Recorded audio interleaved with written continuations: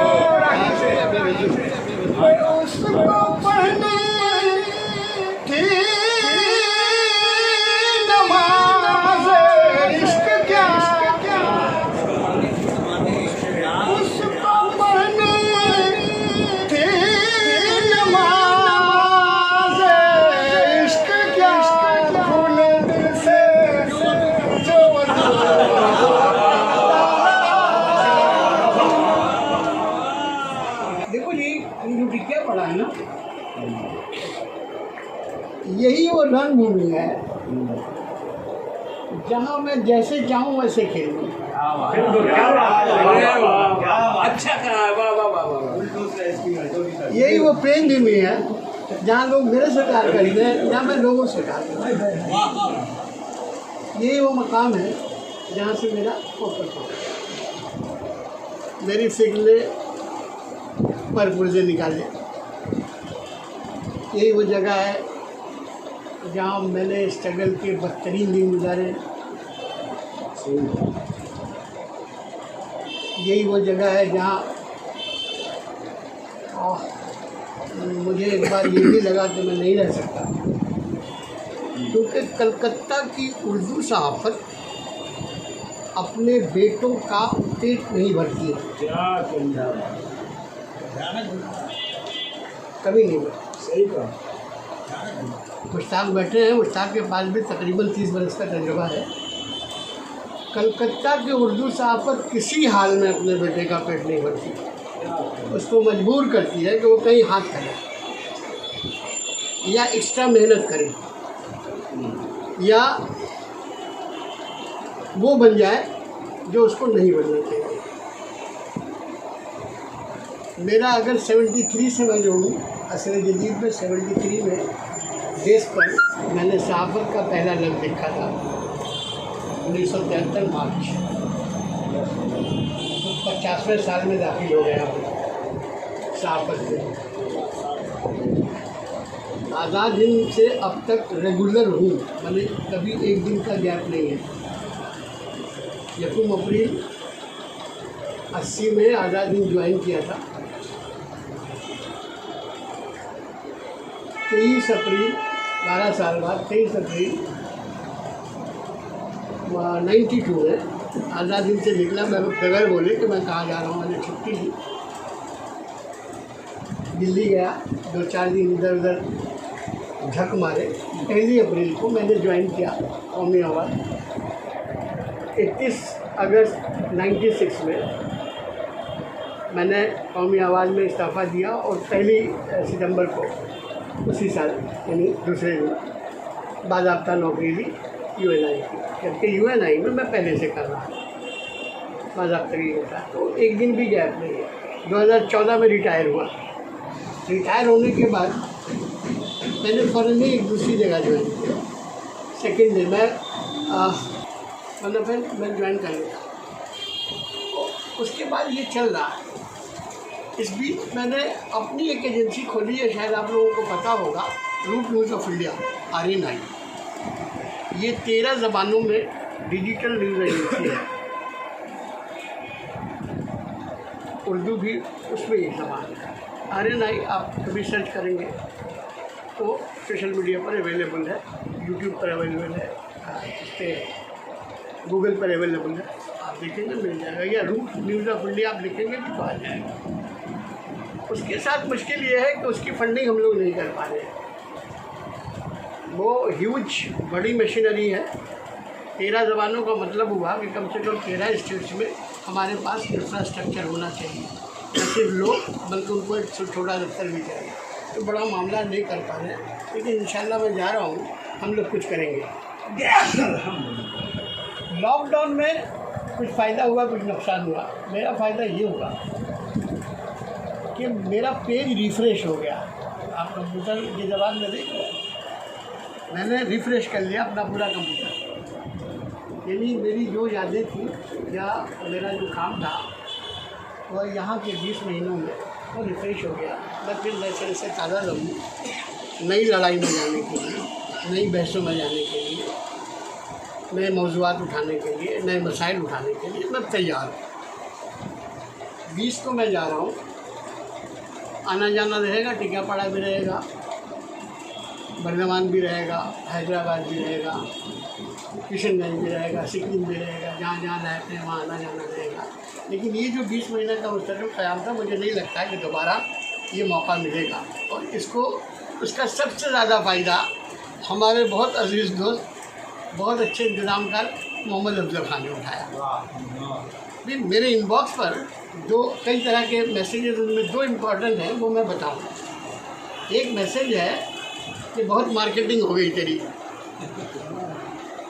अब बंद कर।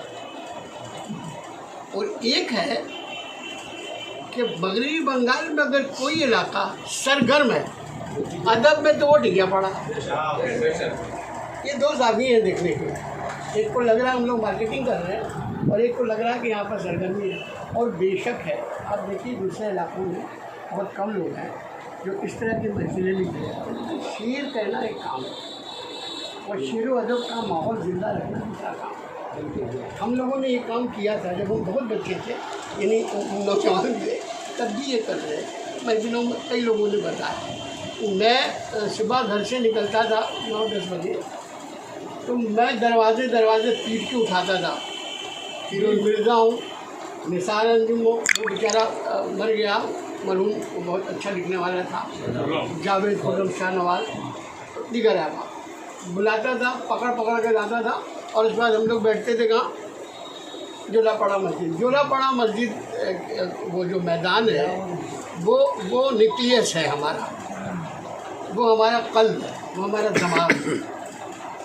जब हम लोग बहुत जवान थे, पता नहीं आज क्या हालत में नहीं जाता, तो उस वक्त सियासी कारकुन है तो उसको जोलापाड़ा मस्जिद आना।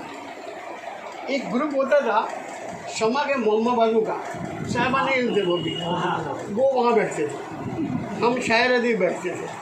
उसके अलावा कुछ तलबा बैठते थे जो बज़ाहिर किसी दूसरे सब्जेक्ट के स्टूडेंट, जैसे साइंस के या कॉमर्स के, लेकिन थोड़ा अदब का अंतर हो जाता तो वो भी बैठते थे। मुश्ताक कुरैशी आप लोगों को याद है, यहाँ भी बढ़िया पर दुकान करते हैं, बूढ़े हो रहे हमसे 1 साल पड़े। ये मुश्ताक 100% वो सिर्फ ये नहीं, वो जीवल है। अभी भी मैं महफिल में कह रहा हूँ, वो हमारे यहाँ का जीवल था, है नहीं। 67 का जो रिज़ल्ट आया था West Bengal board of secondary education का, उसमें फर्स्ट 10 में एक लड़का टिकिया पड़ा गया था, उसका नाम था मुश्ताक कुरैशी। फर्स्ट 10 में 8वीं या 7वीं पोजीशन थी, लड़का पढ़ नहीं सका, आगे बोल जाता। तो ये लोग भी बैठते थे और इस तरह से बैठते थे कि वो शेर की तख्ती करते थे। अगर आपने शेर सुना दिया तो माफ़ कर देगा, ऐसा नहीं है, कलम निकाल के बैठ जाते थे, तख्ती करते थे कि देखो भाई ये लफ्ज़ गलत लिख दिया तुमने। तो वो एक गहवारा था इल्मी, अदबी, सियासी, जहाँ उस्मान साहब बैठते थे, जहाँ अहमद भाई बैठते थे, जहाँ हम चारों तो थे ही बदमाश, वहाँ लोग कहते थे कि इनके पास कोई काम नहीं है, ये यहाँ दिन भर बैठते हैं। उसके अलावा भी हिंदुस्तान के किसी इलाके से कोई आता था हमारे ज़माने में 70s में, तो उसको जोलापाड़ा मस्जिद लेना आना पड़ता। या सुल्तान को खोजता हुआ है, या शराजमी को खोजता हुआ है, या सोरिश उस्मानी को खोजता हुआ आता था। वो बड़ी बात है। उनमें हुआ क्या, जो मैंने आपकी वकील में कहा कि एक जहन साजी हुई, उनकी भी जो लिख पढ़ रहे थे, और जहन साजी हुई उनको भी जो सुन रहे थे। उनको लगा कि सीरियस लोग हैं, संजीदा लोग हैं, और इनके जो सरोकार है, इनके जो ख्यालात हैं वो ख्यालात इल्मी अदबी हैं, तो हम इनको रिजेक्ट नहीं कर सकते, वरना हम लोग रिजेक्शन के मरहले से आए थे। ये मैं बार बार कहूँगा कि उस वक्त अगर समाज ने हम लोगों को थोड़ा सा सहारा दिया होता तो हम लोग इतने बेसहारा नहीं होते जितना आज का समाज खड़ा हो रहा है फिरोज मिर्ज़ा के पीछे, खड़ा हो रहा है खुर्शीद बद्र के पीछे, खड़ा हो रहा है इरशाद किरदार भाई के पीछे। हमारा समाज खड़ा नहीं होता है क्योंकि हमारे बड़ों के पीछे नहीं खड़ा है। अहमद साहब को भी लोग यही कहते थे कि क्या आदमी है, वहाँ बैठा रहता अक्षर सुना। अहमद साहब ज़मीन में इतना खोद करके पौधा डाल रहे थे, उस्मान अर्शी खोद करके पौधा डाल रहे थे। वो बता रहे थे कि ये बाहर निकलेंगे। अरे साहब 70 में ये गदर का लहजा किसके पास था जी, है ना, मुझे शोकेस से बाहर ही रखो, मैं अपनी कदर कीमत जानता हूँ, है देखो आप लोग तो पढ़े लिखे हो, किसके पास था। फलक के सीने में फलक के सीने में खंजर उतार कर अर्शी ज़मीन पे रेंग रहे हैं। ज़मीन के दो पाए की जो इस्तेलाह थी, चौपाए की जगह इस्तेमाल किया था। एक तरह से वो गाली भी थी और नया लफ्ज़ भी चुना, उसको वो करते थे। पड़ गए फिक्र पे जाले आजकल है ना, तो मेरे जहन से निकल रहा है तो कुछ ऐसा था कि ऐसा नया पल था, हम उनकी तरफ भागते थे। अहमद साहब हमारे लीडर अनडिस्प्यूटेड, उस्मान अर्शी हमारे लीडर अनडिस्प्यूटेड, ये लोग थे बड़े हमेशा के ताज़ा लोग, हमेशा नई इस्तिलाहों की तलाश में। बिस्मिल ईसवी ने नई गज़ल को अपनी हद तक बहुत कुछ दिया है। ठीक उसी तरह सुल्तान साजिद का मामला है। तहरीक 70 में तहरीक अगर आप देखोगे तो आप हैरान रह जाओगे कि प्रेम गोपाल मित्तल और मकबूल सईदी अगर किसी को पहचान रहे थे तो वो सुल्तान साजिद को पहचानते थे। लरज रही है अभी तक किवाड़ की कुंडी, ज़लज़ले की तरह कौन घर में आया। ये लहजा 70 का है हमारे इन्हीं बड़ों का। मैं भी हूँ बड़ा ही, तो हम लोगों ने इनसे सीखा, हमने इनसे तहरीक ली, हमने इनका जज्ब किया, और फिर अपने अंदर जो कुछ होता है वो शामिल हो गया, तो कहीं ना कहीं पर एक लहजा बना। गज़ल की शायरी जो है, मैं थोड़ी सी इस पर बात करने के मूड से आया था लेकिन देर हो गई। गज़ल की शायरी किसी भी हाल में उगला हुआ नहीं होता। गज़ल की शायरी जो है वो तो कैसे को क्या नाम दिया जाए, मोहम्मद आकुर से अलग है। वो सचमुच का कुछ आता है ऊपर से, और जब वो आपके फिल्टर में आता है तो आपका लाशो ज़बान पर आपकी गिरफ्त और आज के रुझानात पर आपकी नज़र, 3 चीज़ों से वो मिल करके उसके अंदर से एक शेप अप होता है, उसकी तस्वीर होती है, सूरत भरी होती है, और फिर जो छन के आता है वो शेप। तो लंबी बात करने का मूड था, नहीं कर पाना। फिर शायरी जो हम लोग करते हैं, कई बात ये आई है कि पिछली महफिल में भी एक साहब बता रहे थे कि बंगाल को नहीं पहचाना जाता। बंगाल को कैसे पहचाना? बंगाल में तहकीक का काम कहाँ हो रहा है, कौन कर रहा है और कैसे कर रहा है? आप 70 को आप एक कट एयर मान लीजिए, कट लाइन है। 60 में 62 में उर्दू गज़ल का लहजा बदला और 70 तक जदीदियत छा गई। 70 के बाद जहाँ या तो फारूक शफक थे, या 70 के बाद तीसरी आवाज़ की पहली आवाज़ शमी मनवर थे, या लंबा लंबा सवालिया निशान, है ना, मसला है। लेकिन हम जो तहकीक तनकीद का काम कर रहे होते थे, उनमें से किसी को हमने नहीं देखा कि चाहे उर्दू अफसाने पर भरपूर गुफ्तगू कर ले। बंगाल का उर्दू अफसाना, अभी किसी साहब ने मुझे 2 किताबें भेजी बंगाल के अफसानों पर। बंगाल का उर्दू अफसाना इनका ले लिया, इनका ले लिया, इनका लिया, जोड़ दिया। बंगाल के उर्दू अफसाने ने किस चीज़ पर एड्रेस किया, कौन से इश्यूज़ थे जिनको लेके हम चल रहे हैं। तस्कीन अंसारी को हम लोग भूल गए, किसी के ज़बान में नाम ही नहीं आता। उर्दू अफसाने में हम नाम लें अनीस रफ़ी और अनीस रफ़ी और अनीस रफ़ी, उसके आगे नहीं जाते। इसलिए नहीं जाते हैं कि एक तो तनकीद नहीं होती, बिठा करके बात नहीं करते कि आपने अफसाना गलत लिखा, आप ये लाइन आपकी गलत थी, मुकालमा आपका गलत था, अपने मौजूद के साथ अच्छा। या फिर हम पढ़ के बताते नहीं कि नहीं यहाँ पर काम है। तनकीद और तहकीक को बहरहाल तकलीफ से एक कदम आगे आकर के बात करनी है, ताकि हमको मालूम हो सके कि हमारे पास क्या है। नहीं होता है। मैं बलबीर निसार की महफिल में भी मेरी बात की 1984 में,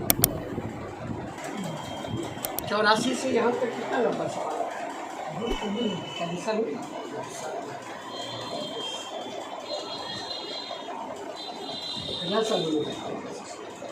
50 साल में हमारे यहाँ का मौके, हमारे यहाँ का नाते ये कहने खड़ा नहीं हुआ कि यहाँ नस्ल दर नस्ल नहीं है, नस्ल दर नस्ल नहीं है।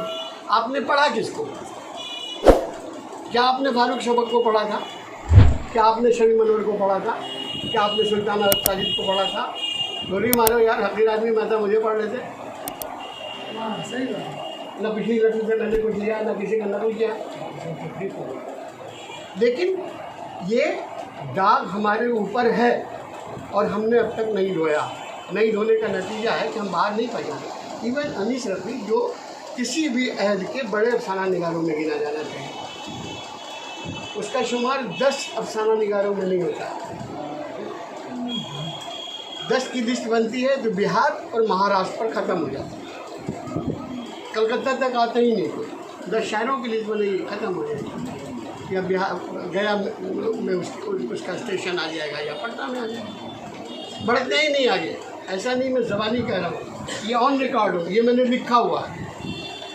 पटना से गया से आगे का सफ़र ही नहीं होता। तो हम बाहर से बुलाते हैं, उनको ताज़ीम देते हैं, उनका ख्याल भी रखते हैं, हमको उनसे मिलता नहीं। तब जब हमको नहीं मिलेगा तो हमको अपने लोगों में जाना पड़ेगा, हमको पढ़ना पड़ेगा, लिखना पड़ेगा, लोगों को समझना पड़ेगा।